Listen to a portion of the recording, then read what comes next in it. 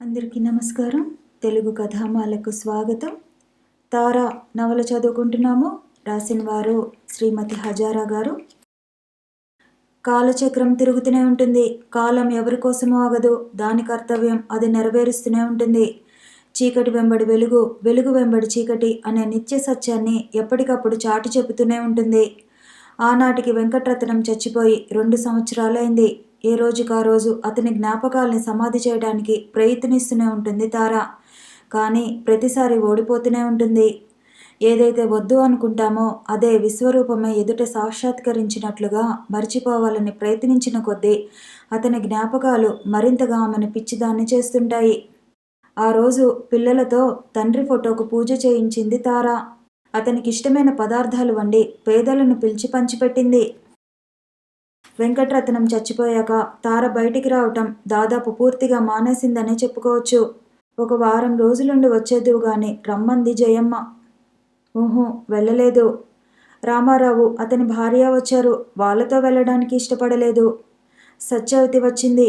దమయంతికి పెళ్లి కుదిరింది అని చెప్పి కొడుకు పోయినా కోడలే కొడుకు అనుకుంటాము. నీవు నా కొడుకు బిడ్డలు నా ఇంట్లోనే ఉండాలి అంది. సత్యవతి ఎన్ని చెప్పినా మాట్లాడకుండా మౌనంగా కన్నీరు కారుస్తూ అలాగే కూర్చుంది తార. పోనీ పెళ్లికైనా రమ్మంది. వెళ్ళలేదు తార. పెళ్ళయ్యాక క్రొత్త దంపతులు వచ్చినప్పుడు 2 రోజులుంచుకొని క్రొత్త బట్టలు పెట్టి పంపించింది. చంద్రం ధైర్యం చేసి ఒక స్నేహితునితో కలిసి కాంట్రాక్టులు ప్రారంభించాడు. చిన్నదిగానే ప్రారంభించిన పని 2 ఏళ్లు తిరిగేసరికి అన్ని చోట్ల మంచి గుర్తింపు తెచ్చుకునేంతగా అభివృద్ధి అయింది.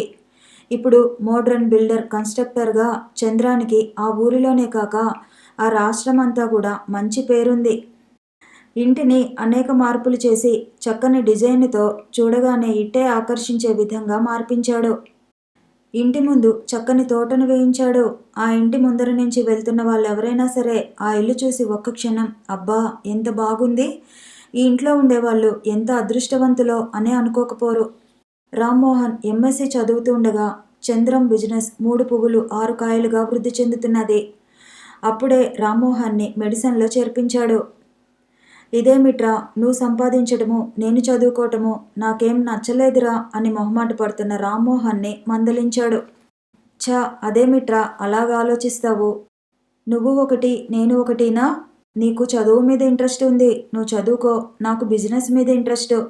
అంతేగాని మనలో మనకు ఈ తేడాలేమిట్రా? మోహన్ మెడిసిన్ కోర్సులో చేరాడు. చంద్రం పట్టుదలగా దీక్షగా కష్టపడి సంఘంలో ఒక చక్కని స్థానాన్ని సంపాదించుకున్నాడు. అంత చిన్న వయసులో ఎవరు సంపాదించుకోలేని పరువు ప్రతిష్టలతో పాటు డబ్బును కూడా పుష్కలంగా సంపాదిస్తున్నాడు. వీటితో పాటు సమాజంలో ఒక స్థాయిని మంచితనాన్ని కూడా పెంచుకున్నాడు. అతని స్థానాన్ని చేరుకోవడానికి జయమ్మ, ప్రసాదు, రామ్మోహన్, తార, రాఘవయ్య గారు ఎంతమంది కారకులైనా కానీ ముఖ్యంగా అతడి పట్టుదల, దీక్ష కలిసి అతన్ని రాష్ట్రంలో ఒక ఉన్నత స్థాయిలో నిలబెట్టాయి. కృషితో నాస్తి దుర్భిక్షం అన్నట్లు అత్యంత శ్రద్ధతో అతడు పరిశ్రమించిన దానికి ఫలితమే అతని ఈ ఘన విజయం. ముఖ్యంగా అతడు సాధించిన మరో గొప్ప పని నాగరత్నమ్మను కంట్రోల్ చేయటం. ఎవరికి చివరకు తాళి కట్టిన భర్తకు కూడా భయపడని నాగరత్నమ్మకు చంద్రం అంటే హడల్. స్వప్న, రేణు అతనికి 2 కళ్ళు. అతనికి సామాన్యంగా తీరిక అనేదే ఉండదు. ఎప్పుడైనా కాస్త సమయం చిక్కిందంటే అప్పుడు పూర్తిగా పిల్లలతోనే గడుపుతాడు. రాఘవయ్య గారి ఆరోగ్యం కూడా చాలా మెరుగు అనిపిస్తోంది ఇప్పుడు. ప్రతి కష్టాన్ని డబ్బు తీర్చలేకపోవచ్చు కానీ చాలా సమస్యల్ని డబ్బుతో పరిష్కరించుకోవచ్చు. ఒకప్పుడు అతి హీనమైన స్థితికి దిగజారిపోయిన రాఘవయ్య గారి కుటుంబ పరిస్థితులు ఇప్పటికి మళ్ళీ ఒక దారిన పడ్డాయి. కష్టకాలంలో ఉన్నప్పుడు కనిపిస్తే ఎక్కడ గోంగూర అడుగుతారో అని భయపడి తప్పించుకుని తిరిగిన బంధువులందరకు చివరకు పెద్ద కొడుకు కూడా ఇప్పుడిప్పుడే మళ్ళీ రాఘవయ్య గారు చాలా దగ్గర బంధువుగా గుర్తుకొస్తున్నారు. ముఖ్యంగా ఆడపిల్లలున్న తల్లిదండ్రులకు మరీ ఎక్కువగా ఆప్తుడైపోతున్నారు. మరి చాకుల్లాంటి 2 కొడుకులున్నారాయే.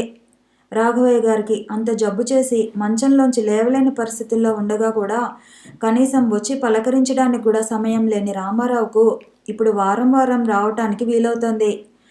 మనుషుల మనస్తత్వాలు ఇంత విచిత్రంగా కూడా ఉంటాయి కాబోలు అనుకుని నవ్వేసి ఊరుకుంది తార. కానీ చంద్రం ఆ విషయాన్ని అంత తేలిగ్గా వదలలేదు.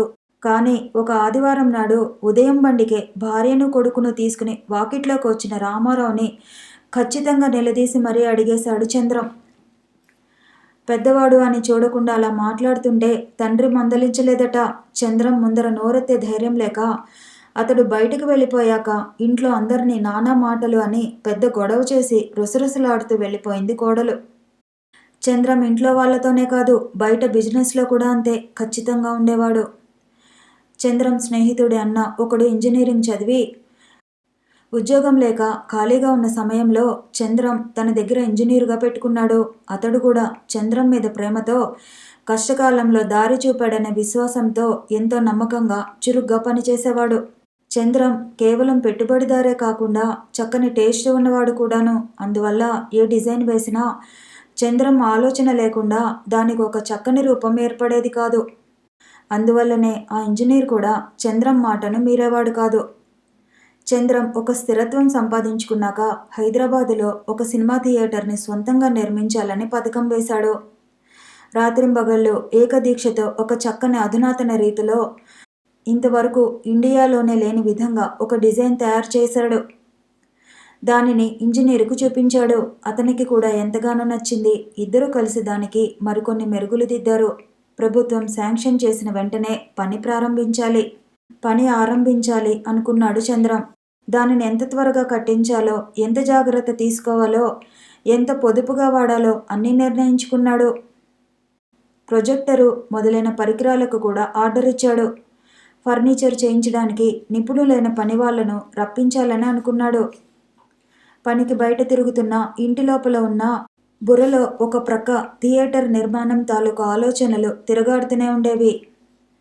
ఇంకా 2-3 రోజుల్లో శాంక్షన్ కాగితాలు వస్తాయి, మంచి రోజు చూసి పని ప్రారంభించటమే తరువాయి అని కలలు కంటున్న సమయంలో చంద్రం అనుకోని ఎదురు దెబ్బకు గురయ్యాడు. ఏమాత్రం అనుమానం అనేది లేకుండా ఎంతో నిశ్చింతగా ఉన్న సమయంలో పెద్ద రోకలి బండను తీసుకొచ్చి మాడు మీద బలంగా కొట్టినట్లుగా దిమ్మెరపోయాడు చంద్రం. ఎంతో నమ్మకంగా ఉంటున్న ఆ ఇంజనీరు ఇంకెవడో చంద్రం కన్నా ఎక్కువ డబ్బిస్తాను, మంచి ప్లాన్ గీసివ్వు అన్నాడట. ఆ డబ్బు కోసమే గడ్డి తిని చంద్రం ఎంతో కష్టపడి గీసుకున్న ప్లాన్ కాస్త అతనికి ఇచ్చేశాడు. గప్చిప్గా ఆ ప్లాన్ తీసుకుని అతడు ఎవరో మంత్రిని పట్టుకుని వాడి కాళ్ళ వేళ్ల పడేసరికి ఎలాగైతేనేమి మొత్తం మీద శాంక్షన్ చేయించుకోవటము, నిర్మాణ కార్యక్రమాలు ఆరంభించటము కూడా జరిగింది. అప్పుడు తెలిసింది చంద్రానికి. ఇంజనీర్ని పిలిచి వెంటనే అడిగేశాడు. అడ్డుదోవలు తెలిసిన వాడే దొంగతనాలు చేయగలడు అన్నట్లుగా తడుముకోకుండా సమాధానం చెప్పాడతను. అంతకంటే మంచి ప్లాను మనం తయారు చేసుకోవచ్చు చంద్రం, ఆ ప్లాన్ వల్ల కొన్ని కష్టాలున్నాయి అన్నాడు. అంతే. ఇక ఆ తర్వాత చంద్రం ఆ ఇంజనీర్ని మరేమీ అడగలేదు. నవ్వుతూనే మాట్లాడుతున్నాడు. కానీ ఏ వర్క్ తీసుకున్నా మరెవరో ఇంజనీర్ని నియమిస్తున్నాడు. తేలుకుట్టిన దొంగలాగా అతడు ఏమీ అడగలేకపోతున్నాడు. ఏ చిన్న పని అప్పగించడు. ₹1 డబ్బులు ఇవ్వడు. మాట్లాడటం మానడు. పరుషంగా ఏమీ అనడు. అతను చెప్పుకునే కష్టాలు నష్టాలు అన్నీ ఆకాశమంత విశాల హృదయంతో ఓపిగ్గా వింటాడు. అంతే. ఆ సంబంధం అంతవరకే. పోనీలే పాపం, ఏదో తెలియక చేశాడు, అతన్ని క్షమించి అతడికి మళ్ళీ ఏదో ఒక దారి చూపించు అంటూ నచ్చజెప్పబోతుంది తార. లేదక్కా, ఈ విషయంలో మాత్రం నన్ను క్షమించు. అతన్ని మళ్ళీ చేర్చుకోవటం అనే ప్రసక్తే లేదు. అతడు చేసిన తప్పు తెలుసుకోవాలి. మళ్ళీ ఎప్పుడు ఇలాంటి తప్పుడు పనులు చేయకూడదు. అతన్ని అలాగే దూరంగా ఉంచాలి. ముళ్ళుని ముళ్ళుతోనే తీయాలక్క. మంచితనానికైనా ఒక హద్దు అనేది ఉండాలి అనేవారు బావ. ఆయన మాటని నేనెప్పుడూ మర్చిపోను. మన మంచితనం అవతల వాళ్ళకు అసమర్థతగా అనిపించకూడదు. ప్లీజ్ అక్క, ఈ విషయంలో మాత్రం నువ్వు నన్నేమీ అనవద్దు. వీణ్ణి చూసి మరో 10 మంది బుద్ధన్నా తెచ్చుకుంటారు. చంద్రం అనటమే కాకుండా నిజంగానే తార కాదు సరికదా, రాఘవయ్య గారు మందలించిన నవ్వేసి వెళ్ళిపోయేవాడే కానీ తన నిర్ణయాన్ని మార్చుకోలేదు. అలాంటి ఖచ్చితమైన నిర్ణయాలతో ఒక చక్కని క్రమశిక్షణలో ఒక లక్ష్యమంటూ ఏర్పరచుకుని కొన్ని ఆశయాలతో జీవితం మీద నమ్మకంతో ఉత్సాహంతో పరుగులు తీస్తున్న చంద్రం పర్యవేక్షణలో తారలో నిద్రపోతున్న అతి సున్నితమైన భావాలు మేల్కొని మంచి తోటమాలి చేతిలో సుగంధ పరిమళాలను వెదజల్లుతూ ఏపుగా ప్రాకుతున్న సన్నజాజి తీగల్లా పెరిగి పెద్దబోతున్నాయి. వెంకట్రత్నం చచ్చిపోయిన తర్వాత 1 సంవత్సరం పాటు వెంకట్రామయ్య గారు 10 రోజులకొకసారి తప్పకుండా వచ్చి కోడల్ని పిల్లల్ని చూసిపోతుండేవారు. వచ్చినప్పుడల్లా పిల్లలకు పండ్లు బిస్కెట్లు తెచ్చేవారు. అప్పుడప్పుడు తార చేతిలో అవసరాలకు ఉంచుకోమ్మా అంటూ కొంత డబ్బు ఉంచేవారు. తరచు బియ్యం కూడా పంపుతుండేవారు. అలాంటి ఆయన క్రమంగా నెలకొకసారి 2-3 నెలలకొకసారి వస్తుండటం ప్రారంభించారు. ఇంక ఇప్పుడు ఆయన రావటమూ లేదు, డబ్బు పంపటమూ లేదు, బియ్యమూ రావటం లేదు. ఎందువల్ల అని తార ఆలోచించలేదు. ఆలోచించే అవసరం తారకు కలగలేదు. ఆమెకు ఎలాంటి ఇబ్బంది లేకుండా చంద్రం అతి జాగ్రత్తగా చూసుకుంటూనే ఉంటాడు. అయినా తార ఆలోచనలు అప్పుడప్పుడు గాడి తప్పుతూనే ఉండేవి. ఇలాగ ఎన్నాళ్ళు ఇంకొకరిపై ఆధారపడి ఎన్నాళ్ళు బ్రతకాలి? ఈ పిల్లలు ఏనాటికి పెద్దవారవుతారు? పైగా 2 ఆడపిల్లలే. వాళ్లకు చదువులు, పెళ్ళిళ్ళు. అమ్మయ్యో! ఇప్పుడు తమ్ముళ్ళు ప్రేమగానే ఉంటున్నా ఎప్పుడూ ఇలాగే ఉంటారని గ్యారంటీ ఏముంటుంది? అయినా ఉండాల్సిన అవసరం మాత్రం ఏముంది? వాళ్లకు ఒక సంసారం అంటూ ఏర్పడ్డాక మరో సంసారాన్ని భరించటం అంటే మాటలా? తమ్ముళ్ళు మంచివాళ్లే కావచ్చు, కానీ రేపు రాబోయే అమ్మాయిలు ఎలాంటి వాళ్ళు వస్తారో, తమ మూలంగా వాళ్ళ మధ్య ఎలాంటి కలతలు వస్తాయో ఏమిటో. అయినా తమ్ముళ్ళు మంచితనాన్ని ఆసరా చేసుకుని మొత్తం బాధ్యతంతా వాళ్ళ నెత్తిన వేయటం తనకు మాత్రం ఏం మంచిది? మనల్ని ఇంకొకళ్ళు అసహ్యించుకుంటున్నారని బాధపడే కంటే అసలు ఆ అవకాశాన్ని ఇవ్వకుండా ఉండటం ఉత్తమం. ఇలాగ ఆలోచించి ఒక నిర్ణయానికి వచ్చింది తార. వెంకట్రత్నం ఎప్పుడూ అంటుండేవాడు, మనుషుల్లో మార్పు రావాలి అంటే విజ్ఞానం కావాలి. చైతన్యం తెచ్చే విప్లవం ప్రతి మనిషిని ఆహ్వానించాలి. ఆ అఖండ జ్యోతి నిరంతరం వెలగాలంటే దానికి విజ్ఞానం అనే చమురు పోస్తుండాలి. ఆ పవిత్రమైన కాంతిలో సంఘంలోని కుళ్ళునంతా కడిగేయాలి. ఆ రోజు రావాలి అంటే ప్రజల్లోని నిరక్షరాస్యతను నిర్మూలించాలి అనేవాడు. అందుకు అతను వయోజన విద్య అని కార్మిక, కర్షక అభివృద్ధి సంఘాలని ఏవేవో స్థాపించి రాత్రింబగళ్ళు వాటి కార్యక్రమాల్లో పాల్గొనేవాడు. అతని అడుగుజాడలో నడవాలంటే అది అందరికీ సాధ్యమయ్యే పని కాదు. ఓహ్, అందరికీ సాధ్యమయ్యేదే అయితే వెంకట్ అనే వ్యక్తిలో ప్రత్యేకత ఏముంటుంది హా? ప్రపంచంలో చెడు అనేది లేకుండా పోతే మంచి అంటూ వేలెత్తి చూపే అవకాశమే ఉండదు. అదొక మహాయజ్ఞం. దానికి ఎంతో తెగింపు కావాలి, ధైర్యం కావాలి. ఏం జరిగినా తట్టుకుని నిలబడగలిగే మనోనిబ్బరం కావాలి. అంతటి కార్యదీక్షతకు లోనవ్వాలి అంటే తనకున్న బాధరాబందీ నుంచి విముక్తులవ్వాలి. అది తారకు జరిగే పని కాదు. అందువల్ల తార ఎంతగానో ఆలోచించి తీసుకున్న నిర్ణయం ఒక పాఠశాలను స్థాపించాలని. నేటి బాలలే రేపటి పౌరులు. వాళ్లే నవ సమాజ నిర్మాతలు. వాళ్లలో విజ్ఞానపు దివ్వెలను వెలిగించగలిగితే రేపు వాళ్ళు పెద్దవారవుతారన్న కొలది ఆ చిరుదివ్వెలే అఖండ జ్యోతులవుతాయి. ఆ విధంగా వెంకటరత్నం ఆశయాల బాటలో కొంతైనా నడవాలని తార ఉవ్విళ్ళూరుతోంది. దానికి కొంత డబ్బు కావాలి. ఆ డబ్బు చంద్రాన్ని అడిగితే ఎంతో ఆనందంగా ఇస్తాడు. కేవలం ఇవ్వటమే కాకుండా ఒక పాఠశాలను నిర్మించి దానికి ప్రారంభోత్సవం చేసి అందులో తారను కూర్చోబెట్టేంత వరకు అతడు నిద్రపోడు. ఆ విషయం తారకు బాగా తెలుసు. కానీ వెంకట్రత్నం ఆశయాల మేరకు ఒక పాఠశాలను నిర్మించాలంటే అందుకు ఇతరుల డబ్బును ఉపయోగించాల్సినంత పేదవాడు కాదు వెంకట్రత్నం. అతడి ఆస్తిని ఊరికే ఎందుకు వదలాలి? తార వెంకటేశ్వరరావు ద్వారా వెంకట్రామయ్య గారికి కబురు పంపింది. పైసా పంపలేదు వెంకట్రామయ్య గారు. ఏం మాట్లాడలేదక్క. కాసేపు అట్లా మౌనంగా కూర్చుని తర్వాత లేచి వెళ్ళిపోయారు. కానీ ఊరిలో అందరూ అనుకుంటున్నది, నాకు తెలిసింది ఏమిటంటే ఉన్న పొలం అంతా ముగ్గురికి సమానంగా పంచేశారని విన్నాను. అది విని తార చాలా బాధపడింది. చంద్రం కోప్పడ్డాడు. వెధవ పొలం పోతే పోయిందిలే. ఇప్పుడు అది లేకపోతే వచ్చిన నష్టమేమిటి? స్వప్న, రేణుక నా పిల్లలు కారనుకున్నావా? వీడు కూడా ఉత్త వాజం అయిపోయి ఎక్కడ నిన్ను నీ బిడ్డల్ని సరిగ్గా చూడడో అని భయపడుతున్నావా? అర్థం లేని పనులు చేయబోకు అని విసుక్కున్నాడు. అది కాదురా, అలాగని కాదు. కానీ న్యాయంగా మనకు రావాల్సిన దానిని ఎందుకు వదులుకోవాలి? అది అలాగన్నావు బాగుంది. వాళ్ళకు తగిన బుద్ధి చెప్పమంటావా? టిట్ ఫర్ టాట్ లాగా చెప్పేస్తాను. మళ్ళీ తర్వాత చూసావా, నా అత్తని మామని అంత సిగ్గులేని వాళ్ళగా చేసావుటరా అని నా మీద దండయాత్ర చేయకూడదు. నాయనా చంద్రు, నువ్వంతటి ఘటికుడవని నాకు తెలుసు. కానీ ఈ విషయంలో మాత్రం నువ్వేమీ జోక్యం చేసుకోబోకురా. నీకేమీ తెలియనట్లే నువ్వు ఉండిపో. ఇది నేను వాళ్ళు పరిష్కరించుకోవలసిన సమస్య.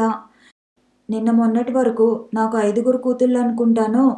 నా చేతి వేళ్ళలాగా నాకున్న బిడ్డల్లో ఎవరిని నేను వదులుకోను అంటూ పెద్ద పెద్ద కబుర్లు దీర్ఘాలు తీస్తూ చెప్పి కళ్ళబొల్లి ఏడుపులు ఏడ్చిందావిడ. మరి ఆస్తులు పంచుతుంటే ఈ మాటలు గుర్తుకు రాలేదా అని నేనే అడుగుతాను. లేనిపోయిన తద్దినం నీకెందుకు అంది నవ్వుతూనే. చంద్రం ఆశ్చర్యపోయాడు. నిజంగా నువ్వు ఈ మాటలన్నీ అడుగుతావా అన్నాడు. చంద్రం అలా అడుగుతుంటే రాఘవయ్య గారు కూడా పెద్దగా నవ్వేశారు. ఇదిగో చూడక్క, నువ్వు వెళ్ళేటప్పుడు నాకు చెప్పు. ఎన్ని పనులున్నా క్యాన్సిల్ చేసుకుని నేను వస్తాను. ఎందుకో తెలుసా? నువ్వు అడిగే మాటలు వినడానికి. చా పోరా నవ్వుతూనే బయటకు వెళ్ళిపోయాడు. 7 ఏళ్ల స్వప్నను 5 ఏళ్ల రేణుకను వెంటబెట్టుకుని నూజెల్ల వెళ్ళింది తార. ఆమె వద్దని ఎంత వారించినా చంద్రం వినకుండా పెద్దగా కేకలేసి వెళ్తే నా కారులో వెళ్ళు, లేదా గమ్మున ఇంట్లో కూర్చో అని కాస్త గట్టిగా అనేసరికి మెత్తబడి చంద్రం మాట ప్రకారమే కారులో వెళ్ళింది. వెంకట్రత్నం చచ్చిపోయాక తార ఆ ఊరిని ఆ ప్రజల్ని దాదాపు మర్చిపోయింది. కానీ ఆ ప్రజలు మాత్రం తారను మర్చిపోలేదు. తార గురించి, తార తమ్ముడి గురించి, అతడి సంపాదన గురించి చెప్పుకుంటూనే ఉన్నారు. పొరుగింటి పుల్లకూర రుచి అన్నట్లుగా మనవి కాని విషయాలు ఎంత చెత్తైనా సరే మనకు చాలా ముఖ్యమైన చర్చనీయాంశాలే అవుతాయి. గుమ్మంలో నిలబడిన తారను చూసి అందరూ తెల్లబోయారు. ముఖ్యంగా సత్యవతమ్మ ముఖం మరీ జీవం లేనట్లుగా పాలిపోయింది. తార లోపలికి వచ్చింది. డ్రైవర్ రకరకాల పండ్లు మిఠాయిలు ఉన్న పెద్ద బుట్టను తెచ్చి లోపల పెట్టాడు. అదేమిటో గాని సినిమాల్లో శుభం సీన్లో లాగా ఇంట్లోని మొత్తం మెంబర్లందరూ అక్కడే ఉన్నారు. వాళ్ళని చూసి చిన్నగా నవ్వింది. బాగున్నారా అంది. పల్లెటూర్లలో రాత్రిపూట వినోదం కోసం ఆడించే తోలుబొమ్మల్లాగా తలలు ఆడించారు. చంద్రం ఉంటే బాగుండేది, వీళ్ళను కాస్త నిద్ర లేపేవాడు అనుకుంది తార. పిల్లలిద్దరూ క్రొత్త వాళ్లను బెరుకు బెరుగ్గా చూస్తున్నారు. తాతగారికి నాయనమ్మకు పిల్లల చేత నమస్కారం చేయించింది. 1 గంట గడిచాక కూడా ఆ ఇంట్లోని వాళ్ళంతా ఏదో క్రొత్త మనిషితో మాట్లాడుతున్నట్లుగా తూచితూచి మాట్లాడుతున్నారే గాని తారను తమ ఇంట్లోని మనిషిగా భావించలేకపోతున్నారు. తన మనసులోని ఉద్దేశం నెమ్మదిగా వివరించింది తార. తార చెప్పిందేమిటో అర్థం కానట్లు, ఎక్కడ కనీ విని ఎరుగని ఏదో వింత విషయం అయినట్లు చూశారు తార వంక. తార చెదరలేదు, బెదరలేదు. మెల్లిగానే అయినా ఖచ్చితంగా అడిగేసింది. ఆయన ఉద్దేశాలకు అనుగుణంగా తీర్చిదిద్దాలనుకుంటున్న పాఠశాల నిర్మాణానికి అయ్యే ఖర్చంతా ఆయన వాటాలో నుంచి ఖర్చు పెడితే బాగుంటుందని నా ఉద్దేశం. 2-3 నిమిషాలు ఒకళ్ళ మొహాలు ఒకళ్ళు చూసుకోవటమే గాని ఎవరూ నోరు తెరవలేకపోయారు. ఆ తర్వాత వెంకట్రామయ్య గారు అటు ఇటు పచార్లు చేసి మరో 2 నిమిషాల తర్వాత పైకండువాన్ని ఒకసారి దులిపి భుజాలపై వేసుకుని నే వెళ్తన్నా అనేసి గబగబా అంగలేసుకుంటూ వెళ్ళిపోయారు. ఆయన వెనుకే అల్లుళ్ళు 3 కూడా ఒకరు వెనకే ఒకరు వెళ్ళిపోయారు. మరే అమ్మాయి, మీ మామగారు ఇహ పని చేయలేకపోతున్నారు. ఇదివరకటిలాగా పొలాలకెళ్ళి ఆ కూలోళ్లతో చేయించలేకపోతున్నారిహ. నీ పొలాలు నీవు చేయించుకోలేవు కదా, అందుకని ఈ సంవత్సరం అల్లుళ్ళు 3 పిలిచి ఈ పని కాస్త వాళ్ళ నెత్తిన పెట్టేశారు. అది కాదే అమ్మాయి, వాళ్ళు మంచోళ్ళు దొరికారు కాబట్టి మీ మామ అన్నదానికి ఒప్పుకున్నారు. లేకపోతే ఏమైపోయేవాళ్ళం. చెట్టంత కొడుకు బాధ్యతలన్నీ వదిలేసి తన దారి తను చూసుకున్నాడు. ఏం చేస్తాం మరి, కళ్ళొత్తుకుంది సత్యవతి. తార నిర్ఘాంతపోయింది. అంటే ఆస్తి అంతా ఆ 3కి పనిచేసిందా? మరి ఈ పిల్లలు? కాసేపు రాగాలు తీసింది సత్యవతి. కొంచెం సేపటికి ముఖం కళ్ళు తుడుచుకుంది. అమ్మాయి, మరే అల్లుళ్ళు బంగారమమ్మ, పొలం పండించుకోండి అన్నప్పుడు అక్కయ్య గారు ఉండగా ఆమెను అడగకుండా ఎలాగూ అన్నారు. నేను అన్నాను, ఆడకూతురు ఇక్కడికి వచ్చి ఆ పొలాన్ని ఎలా పండించుకుంటుంది అని. అమ్మాయి, నీవే చెప్పవే, అది నీ వల్ల అయ్యే పనేనా? అందుకే ఈ ఇల్లు నీకు ఇచ్చేద్దాం అనుకుంటున్నాం. మా జీవుడున్నన్నాళ్ళు మేముంటాము. ఆ తర్వాత నువ్వు నీ పిల్లలు ఉందురుగాని. ఏమ్మా, ఇదిగో ఈ బట్టల బీరువా స్వప్నకు, ఈ కుండల బీరువా రేణుకకు. ఇంట్లో ఉన్న 2 బీరువాలను చాలా పెద్ద మనసుతో పనిచేసింది. తార మాట్లాడలేదు. కొంచెం సేపుండి పిల్లల్ని తీసుకుని వచ్చేసింది. విషయం విన్న చంద్రం అగ్గి మీద గుగ్గులమయ్యాడు. నాతో అన్ని కబుర్లు చెప్పిందానివి ఏమీ అడగకుండా ఎట్లా వచ్చావు అన్నాడు. సరే, ఇప్పుడైనా నువ్వు అన్నావంటే చాలు, వాళ్ళని ఏం చేయాలో అది చేయగలను. పోతే పోనీలేరా, వాళ్ళ మానాన వాళ్లే పోతారు. అలాగని ఊరుకుంటే మన మంచితనం పనికిరానిదైపోయి చేతకానితనంగాను అసమర్థతగాను కనిపిస్తుందక్కా. చంద్రం మాటల్లోని తీవ్రతను, ఆవేశాన్ని నవ్వుతోనే అణిచివేసింది తార. చంద్రం హైదరాబాదులో 3 థియేటర్లు ఒకే కాంపౌండ్లో నిర్మించే కాంట్రాక్ట్ తీసుకున్నాడు. దాంతో అతడికి క్షణం కూడా తీరిక ఉండటం లేదు. నెలకో 2 నెలలకో ఒకరోజు గుడివాడ వచ్చి అందరినీ చూసి మళ్ళీ వెళ్ళటం అవుతోంది. ఆ సమయంలోనే హైదరాబాదులో మంచి స్థలం ఒకటి అమ్మకానికి ఉంటే కొనేశాడు. చంద్రం కొనటమే కాకుండా ఆ స్థలంలో ఒకవైపున స్కూలు, మరొక వైపున హాస్పిటల్ కట్టించాలని ప్లాన్ కూడా వేశాడు. అంతేకాకుండా ఆ రెండింటికి కాస్త అవతలగా ఉండేటట్లు ఒక ఇంటి ప్లాన్ కూడా తయారు చేశాడు. ఈసారి ఇంటికి వెళ్ళినప్పుడు వాటి వివరాలు చెప్పాలని అనుకున్నవాడే మళ్ళీ ఆ ప్రయత్నం విరమించుకున్నాడు. ఒకేసారి కట్టించాక చూపించి ఆశ్చర్యపరచాలని అతని ఊహ. అతడు ఆశించినట్లుగానే థియేటర్ల నిర్మాణం పూర్తి చేసి వాళ్ళకు అప్పజెప్పే నాటికి చంద్రానికి పర్మిషన్ శాంక్షన్ అయింది. చంద్రం లాంటి వ్యక్తుల దగ్గర చురుకుదనానికే చురుకుదనం వచ్చునో ఏమో, మొత్తానికి పని మీద చక్రాల మీద పరిగెత్తినట్లుగా సాగిపోతున్నది. అతని పట్టుదలకు, దీక్షకు నిదర్శనంగా రామ్మోహన్ డిగ్రీ తీసుకుని బయటకు వచ్చే నాటికి పూర్తి సౌకర్యాలతో హాస్పిటల్ భవనాన్ని తీర్చిదిద్ది రెడీగా ఉంచాడు చంద్రన్. పాఠశాల నిర్మాణము, ఇంటి నిర్మాణము కూడా దాదాపు పూర్తి అవుతున్నాయి. మంచి రోజు చూసి హెల్త్ మినిస్టర్ గారితో హాస్పిటల్ ఓపెన్ చేయించాడు చంద్రం. ఘనంగా జరిగిన ఆ ఏర్పాట్ల మధ్య పెద్ద దండతో డాక్టర్గా హుందాగా ఉన్న చిన్న కొడుకును, చురుగ్గా అందరినీ ఆకర్షించే విధంగా నిండుగా టీవీగా తిరుగుతున్న మూడో కొడుకుని చూసి ఆనంద బాష్పాలు రాల్చారు రాఘవయ్య గారు. ఇప్పుడు ఆయన ఆరోగ్యం చాలా వరకు బాగుపడింది. కర్ర సాయంతో మెల్లగా నడుస్తున్నారాయన. ఆయన మరలాల లేచి నడుస్తుండటము, చంద్రం అభివృద్ధి, ఆ నీడలో పెరుగుతున్న రామ్మోహన్ భవిష్యత్తు, వారి సారథ్యంలో ఏ లోటు లేకుండా పెరుగుతున్న తన పిల్లలు, ఇవన్నీ చూస్తుంటే తారకు అనిపిస్తున్నది, కుటుంబంలో ఒక వ్యక్తి అయినా సరే చాకులాంటి వాడు కనుక ఉంటే ఆ కుటుంబాన్నే కాకుండా ఆ వంశాన్నంతటినీ కూడా ఉద్ధరించగలడు అని. ఆ మాటే చంద్రంతో అంటే సమర్థత అనేది చాలామందిలో ఉంటుంది అక్క. కానీ అందరకు అవకాశాలనిచ్చే తండ్రి, ప్రోత్సహించే అక్క ఉండాలి. ముందుగా బావగారికి కృతజ్ఞతలు తెలుపుకోవాలి అంటాడు. అందుకేరా ఆ మహానుభావుడు అందకుండా వెళ్ళిపోయాడు అన్నారు రాఘవయ్య గారు. లేదు నాన్న, ఆయన రుణం తీర్చుకోవటానికి బావగారే మనకి 2 దీపాలను బహుమతిగా ఇచ్చి వెళ్ళారు. పై నెలలోనే హైదరాబాదుకు మకాం మారుతుందనగా ఒకరోజు సడన్గా నూజెల్ల వెంకట్రామయ్య గారు చనిపోయారు. ఆ వార్త వినగానే తారకు గుండెల్లో ఏమిటో బరువుగా అనిపించి కళ్ళు తిరిగి పడిపోయింది. పిల్లలను, తారను చంద్రమే తీసుకుని వచ్చాడు. కోడలు వచ్చే వరకు అని శవాన్ని కదల్చకుండా ఉంచారట. తార వచ్చాక ఎత్తారు. ఏమిటో అంత అనుబంధం ఏమీ లేకపోయినా తార తనను తాను కంట్రోల్ చేసుకోలేకపోయింది. కష్టం వచ్చినప్పుడు ఒండరుల మధ్య ఉండే కోపాలు, ద్వేషాలు, వైరాలు అన్నీ మర్చిపోతారు కాబోలు. వదిన, ఆడపడుచులు ఒకరినొకరు ఓదార్చుకుంటూ ఏడ్చేస్తున్నారు. అల్లుళ్లకు మళ్ళీ మళ్ళీ రావాలంటే కష్టమని 3వ రోజున పెద్ద కార్యం కూడా చేసేయాలని అనుకున్నారు. అందువల్ల చంద్రం అక్కను అక్కడే వదిలి పిల్లల్ని తీసుకుని వెళ్ళిపోయాడు. అడవిలో ఒక్కత్తిగా మిగిలిపోయిన లేడి పిల్లలాగా ఉంది తార పరిస్థితి. ఇంటి నిండా బంధువులు. వాళ్ళందరినీ ఎప్పుడో పెళ్లిళ్లలో చూసినట్టు గుర్తు. వాళ్ళ పేర్లు కూడా సరిగ్గా గుర్తులేవు. అయినా కూడా వాళ్ళు చాలా చనువు తీసుకుని మరీ విసురులు విసురుతున్నారు. సత్యవతి పుట్టింటి బంధువులు, 3 ఆడపిల్లల తరఫు వాళ్ళు ఎవరెవరో ఇంటి నిండా ఉన్నారు. తార ఒకచోట నించోకుండా చేతికందిన ప్రతి పని చక్కబెడుతూనే ఉంది. ముసురు పట్టిన వర్షాకాలపు వానలాగా వదలకుండా వాళ్ళొక మాట వీళ్ళొక మాట అంటూ తార మనసంతా చీదర చీదర చేసేస్తున్నారు. వాళ్లకు నోరు తెరిచి ఎదురు జవాబు చెప్పనూ లేదు. అలాగనే అంటే అన్నారులే, ఏనుగు వెళ్తూ ఉంటే కుక్కలు మొరగటం ఎప్పుడూ ఉండేదేలే అని మొండితనంగా సరిపెట్టుకోనూ లేదు. ఎన్నోసార్లు గుండెలు బరువెక్కి కళ్ళనీళ్లు పర్యంతమైన తార ఇక్కడే ఉండి చాలా తప్పు చేశాను, చంద్రంతో వెళ్ళిపోయి మళ్ళీ వచ్చి ఉండాల్సింది, ఎవరన్నా ఏమైనా అనుకుంటారేమో అనే మొహమాటంతో వాడు చెప్పిన మాట వినలేకపోయాను అనుకుని బాధపడింది. ఆ రాత్రి అందరి భోజనాలు అయిపోయినాక చాలామంది అక్కడక్కడ సర్దుకుని కబుర్లు చెప్పుకుంటున్నారు.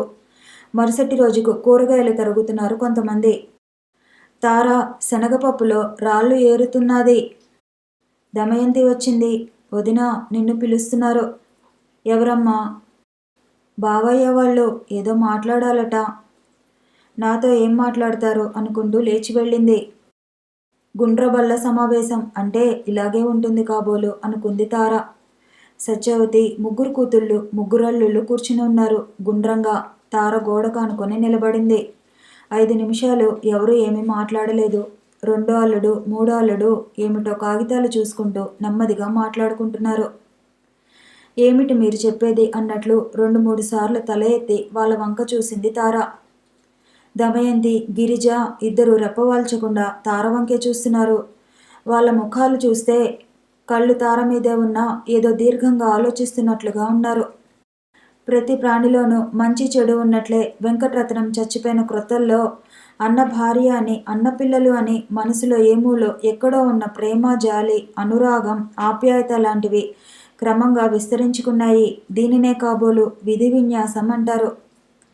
వాళ్ళంత ప్రేమగా ఉన్న కాలంలో వెంకట్ అందించిన అనుభవాల వల్లరిని భరించలేక నూజెళ్లకు దూరంగా ఉండటంతో వాళ్ళ మనసుల్లో పెలుబికిన ప్రేమను తారా పిల్లలు చవి చూడకుండానే మరలా ముడుచుకుపోయింది. ఆ ప్రేమ, ఆ సానుభూతి చంద్రం బాగా సంపాదించటం మొదలవటంతో మరీ అంతరించిపోయాయి. ఎందుకు పిలిచారట చివరకు తారే అడిగింది. అవునమ్మా, తార వచ్చింది అప్పుడే గమనించినట్లుగా అన్నాడు పెద్దల్లుడు. ఇదిగో మామగారి కర్మకాండకు ఇంత ఖర్చు అవుతున్నది, దీనిని నలుగురికి పంచుతున్నాము, కాగితాలు అందించబోతూ అన్నాడు రెండో అల్లుడు. తారకు నవ్వు వచ్చింది. అతను ఒకప్పుడు పూర్తిగా కమ్యూనిస్టు, ఒకళ్ళ డబ్బు కోసం కలలో కూడా ఆశించను అనే తత్వం ఉన్నట్లుగా మాట్లాడేవాడు. అలాంటి గొప్ప నాయకుడు ఇప్పుడు చచ్చిన వారి కర్మ ఖర్చుకు వాటాలు పంచుతున్నాడు. ఆ ఆలోచనతో పాటుగా ఎన్నడూ లేనంత ధైర్యం వచ్చింది తారకు. ఖచ్చితంగా, నిదానంగా, మెల్లిగా వత్తి పలుకుతూ చెప్పింది తార. చూడండి, నలుగురుకు పంచుతున్నామన్నారు, చాలా సంతోషం. ముఖ్యంగా ఉన్నది నలుగురం అనే సంగతి గుర్తున్నందుకు చాలా సంతోషం. ఆస్తులు పంచుకున్నప్పుడు లేని గుర్తు ఇవాళ ఖర్చులు పంచుకునేటప్పుడు వచ్చినందుకు ఇంకా సంతోషం. చూడండి, ఖర్చులు నలుగురుకు పంచుతున్నామన్నారు, అలా కాకుండా నన్నొక్కదాన్నే భరించమన్నా సంతోషంగా భరించగలను. కొడుకు పోయాక కోడలే కొడుకు అన్నారు, కొడుకు బిడ్డల్నే కొడుకులాగా చూసుకుంటాము అన్నారు, ఏవేవో కబుర్లు చెప్పారు. అవి అన్ని ఆస్తులు పనిచేసుకుంటుంటే గుర్తుకే రాలేదా? తండ్రి లేని పిల్లలు, వాళ్ళను అలా అన్యాయం చేయడానికి మీకు మనసెలా వచ్చింది? అయినా అన్నీ అలా మీ ఇష్ట ప్రకారం పంచుకోవడానికి, అమ్ముకోవడానికి అసలు నా సంతకమే అవసరం లేకుండా పోయింది విచిత్రంగా. అప్పుడంతా లేని గుర్తు ఇప్పుడు ఖర్చు పెట్టాల్సి వచ్చేసరికి నలుగురం అంటూ గుర్తుకొచ్చింది. చాలా సంతోషం. అంతేకాదు, మీకు ఇంకో విషయం కూడా చెప్పాలనుకుంటున్నాను.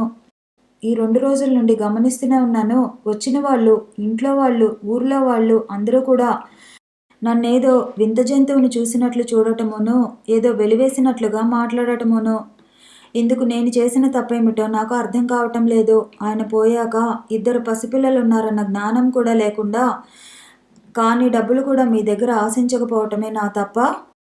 3 ఆడపిల్లలకు పెళ్లిళ్ళ కోసం వేరే ఉంచాము, ఉన్నదంతా వెంకటరత్నం ఆస్తే అన్నవాళ్ళు ఆయన బిడ్డలకు కనీస వాటా కూడా ఇవ్వకపోయినా ఎందుకివ్వలేదు అని అడగకపోవటం తప్ప?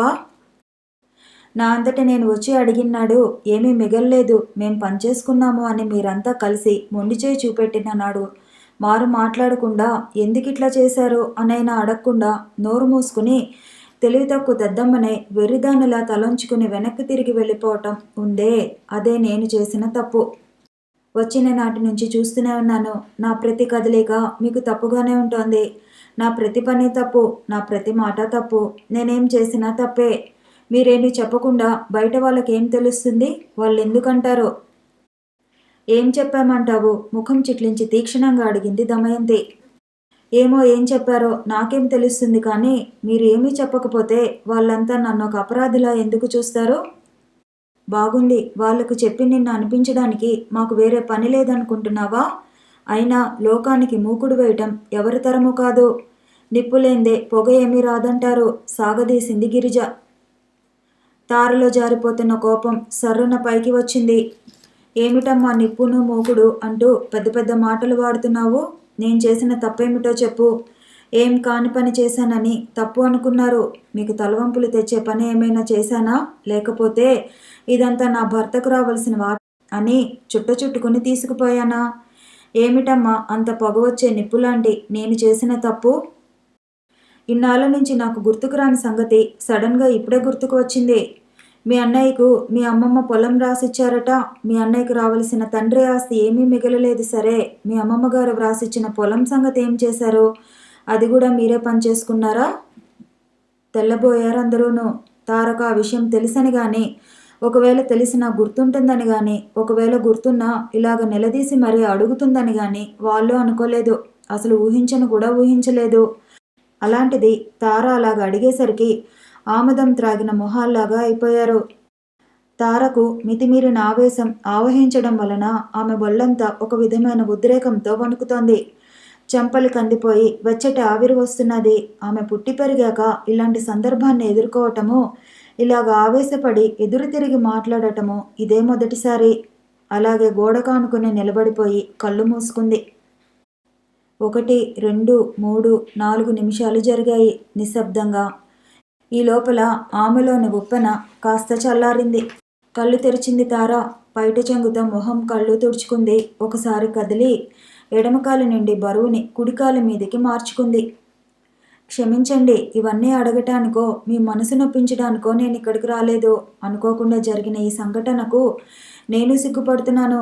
పెద్దవారు పూజ్యులు మామగారు సంపాదించిందే ఈ ఆస్తి అంతాను. అలాంటిది ఆయన పోయాక ఆయన కర్మకాండలకు చందాలు పోగు చేసినట్లు నీదింత వాటా అని అనుకోవటం ఏమీ బాగుండలేదు. పైగా ఈ సమయంలో వాటాల కోసము ఆస్తుల కోసము పేచీపడటం మరింత పిచ్చిదనం. అనేవన్నీ అనేశాక ఇప్పుడు పిచ్చిదాన్ని వెర్రిదాన్ని అని అనుకోవటం ఎందుకు? అమ్మో, నువ్వా పిచ్చిదానివి? ఎన్ని మాటలు అన్నావు? నీ ఆస్తి మేము తిన్నామని నీ కడుపు మంట కాబోలు అన్నది దమయంతి. నాకు ఏ కడుపు మంటలు లేవు. నేను ఆస్తులు పంచమని అడగటం లేదు. నా పిల్లలు మిమ్మల్ని అడుక్కునే పరిస్థితుల్లో లేరు. వాళ్ళ నాన్నగారి ఆశీర్వాదం వాళ్ళకుంది, అదే చాలు. ఇందాకటి నుంచి చూస్తున్నాము. ఆస్తులు పంపకాలు అంటూ గోల పెడతావు, వాటా అంటావు. అసలు నీ వాటా ఎక్కడుంది? మీ వాటా ఆస్తి అంతా అన్నయ్య మందులకే అయిపోయింది. చీచీ, ఇహ మాట్లాడవద్దు. చాలా అసహ్యం అనిపించింది తారకు. వీళ్ళు మనుషులేనా? ఆయనకు జబ్బుగా ఉన్నప్పుడు ప్రసాద్, మోహన్, చంద్రం ముగ్గురు దగ్గరుండి మందులు పోసి బ్రతికించారు. వాడిన ప్రతికాని ఎవరు వాడారో అందరికీ గుర్తుంది. కానీ వీళ్ళ మాటలు, చీచి, ఇలాంటి వాళ్ళతో తర్కించటం ఎంత అవివేకమో ఇప్పుడే తెలుస్తున్నది. బురద మీద గడ్డ వేస్తే మన ముఖాన్నే చిందుతుంది అనుకున్న తార మరి మాటలు పెంచలేదు. జాకెట్టులో దాచుకున్న చేతిగుడ్డను బయటకు తీసింది. చుట్టి ఉంచిన ముడతలు తీసి అందులోంచి డబ్బు తీసి చేత్తో పట్టుకుంది. ఇదిగో, ఇందులో 1000 రూపాయలు ఉన్నాయి. మామగారంటే నాకింకా భక్తి, గౌరవం మిగిలే ఉన్నాయి. ఆయన ఆత్మశాంతికి చందాలు పోగు చేయనవసరం లేదు. ఆ ఖర్చంతా నేనే భరిస్తాను, తీసుకోండి అంటూ 100 రూపాయల కాగితాలు 10ంటిని దమయంతి వడిలో వేసింది. బయటకు రాబోయి మళ్ళీ ఆగింది. మరోలా సందర్భం వస్తుందో రాదో అని ఇప్పుడే చెబుతున్నాను. ఈ ఇంటితో నాకున్న అనుబంధాలు, హక్కులు తెంచేసుకున్న బాధ్యతలు మాత్రం మిగిలే ఉన్నాయని గుర్తు చేశారు. ఇంక పైన ఉన్న బాధ్యతలకు రాగలనో లేదో. అలాంటప్పుడు ఆయనకు వాళ్ళ అమ్మమ్మగారు ఇచ్చిన పొలం ఉన్నది. దాని మీద వచ్చే ఆదాయంతోటో లేక దానిని అమ్మేసో వాడుకోండి. అంతేగాని కోడలు చేతులు దులుపుకుంది అని మాత్రం అనుకుని ప్రచారం చేయబోకండి. బయటకు వచ్చేసింది. తలుపులు వేసిలేవు. ఇంటి నిండా ఉన్న బంధువులు ఈ భాగవతం అంతా చూస్తూనే ఉన్నారు. అందరూ ఆశ్చర్యంతో బుగ్గలు నొక్కుకున్నారు.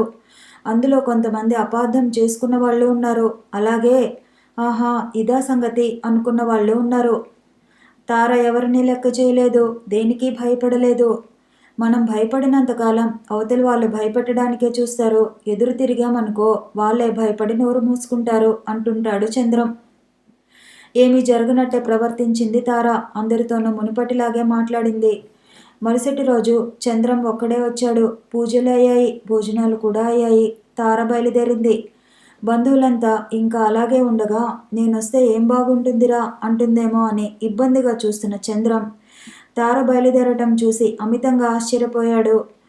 అదే అనుకుంటే ఆ తర్వాత జరిగిన సంఘటనకు ఇంకాస్త ఆశ్చర్యపోయాడు చంద్రం. తార అందరితోనూ వెళ్తున్నానని చెప్పి వస్తుంటే సత్యవతమ్మ అడిగింది, మళ్ళీ ఎప్పుడు కనిపిస్తావే అమ్మా? మళ్ళీనా? ఏమో, ఇహ ఈ ఇంటితో నాకేమీ సంబంధం లేదని చెప్పేశారు కదా, ఇంకా రావాల్సిన అవసరమేముంది? బంధువులంతా చూస్తూనే ఉన్నారు. కావాలనే అందరికీ తెలవాలనే తార అలాగన్నది. అదేమిటే అలాగంటావు? కాస్త నిష్ఠూరంగా అన్నది సత్యవతమ్మ. మరి ఎలా అన్నాలో నాకు తెలియటం లేదత్తయ్య. ఎప్పుడొస్తావు అని అడిగితే ఏం చెప్పను? ఏం మిగిలిందని రాను? ఎవరి కోసం రాను? ఆనాడు పొలాలన్నీ మీరు పంచుకుంటూ నీవు పొలం పని చేయించుకోలేవు కాబట్టి ఈ ఇల్లు నీకు ఇస్తున్నాను అన్నారు. నన్ను ఈ ఇంట్లోనే ఉండమన్నారు. తీరా ఇవాళ చూస్తే దాన్ని కూడా గప్చిప్గా అమ్మేసుకున్నారు. ఇంకా దేనికి రాను? ఇక్కడికి రావటానికి ఇంకా నాకు అంటూ ఏమి మిగిల్చారు గనక. ఒకవేళ నాకు పంచాల్సిన ఖర్చులు బాధ్యతలు ఏమైనా ఉంటే వాటి పరిష్కారం రాత్రే చెప్పాను కదా. ఇహ నాకు ఇక్కడికి వచ్చే పనేముంటుంది అన్నట్లు మర్చిపోయాను. అన్నీ మీరంతా పనిచేసుకోగా స్వప్నకో బీరువా, రేణుకకో బీరువా మిగిలాయని అన్నారు కదా. వాటి కోసం వస్తాన్లే. ఒరే చంద్రం, గుర్తుంచుకోరా, నేనున్నా లేకపోయినా బీరువాలు తీసుకెళ్ళమని ఎప్పుడైనా వీళ్ళు కబురు పెడితే కాస్త వచ్చి తీసుకెళ్లరా? మాటలు రాని మూగబొమ్మల్లా అచేతనలుగా చేష్టలు దక్కి నిలబడిపోయిన అందరూ అలా మరమనుషుల్లో చూస్తూ ఉండగా అందరి మధ్యలో నుంచి మర్యాదగా తప్పుకుంటూ తమ్ముడు వెనకాల హుందాగా ఏ తడబాటు లేకుండా టీవీగా నడిచి వచ్చి బయట ఉన్న కారెక్కి కూర్చుని తలుపు మూసుకుంది తార. దాదాపు 15 సంవత్సరాల తర్వాత ఎన్నో మార్పులు.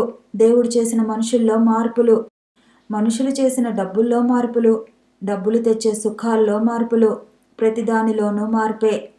ఈ మార్పు అనేది లేకపోతే అభివృద్ధి అనేదే ఉండదేమో. అభ్యుదయానికి అభివృద్ధికి గుర్తు మార్పు అనుకుంటాను. ఇదివరకు ఉండే కాణీలు ఇప్పుడు పైసలుగా మారాయి. గజాలు మీటర్లుగా మారాయి. వీసెలు కిలోలుగా మారాయి. వీటితో పాటు అప్పటి సామాన్యులు కొందరు కోటీశ్వరులయ్యారు ఇప్పుడు. ఈ మార్పులు అతి సహజాలు. ప్రతి సంవత్సరంలోనూ ఋతువులు మారినట్లే ఈ మార్పులు కూడాను. ఈ మార్పులే లేకపోతే ప్రపంచం స్తంభించిపోయినట్లుగా గోడకు కొట్టిన పిడకల్లా ఉండిపోతుంది. జీవితం బోరు కొడుతుంది. జీవితం అంటే విసుగెత్తిన మానవుడికి బ్రతుకు ఎంత దుర్భరమో అనుభవిస్తే కానీ తెలియని గొప్ప సత్యం. చంద్రానికి, రామ్మోహన్కి జీవితంలో ఎలాంటి ఒడిదుడుకులకు అవకాశాలు ఇవ్వని మంచి మనసున్న మగవలు దొరికారు. చెప్పేవాళ్లకు వినేవాళ్లకు కూడా సిగ్గుపోయే విధంగా అతి ప్రచారం చేస్తున్న గవర్నమెంట్ సలహా మాదిరిగానే ఇద్దరిద్దరు పిల్లలతో చక్కగా జీవితంలో స్థిరత్వం సంపాదించుకున్నారు. సంఘంలో గుర్తింపు, 10 మందిలోనూ మంచితనం, సమాజంలో పలుకుపడి ఇంటా బయట కూడా పరువు ప్రతిష్ట, అన్నింటితో పాటు బోలెడు డబ్బు కూడా పుష్కలంగా సంపాదించుకున్నారు. స్వప్నను డాక్టరీ, రేణుకను ఇంజనీరింగు చదివించారు. స్వప్నను మరో డాక్టర్కిచ్చి పెళ్లి చేసి ఇద్దరును అమెరికాకు పంపించారు.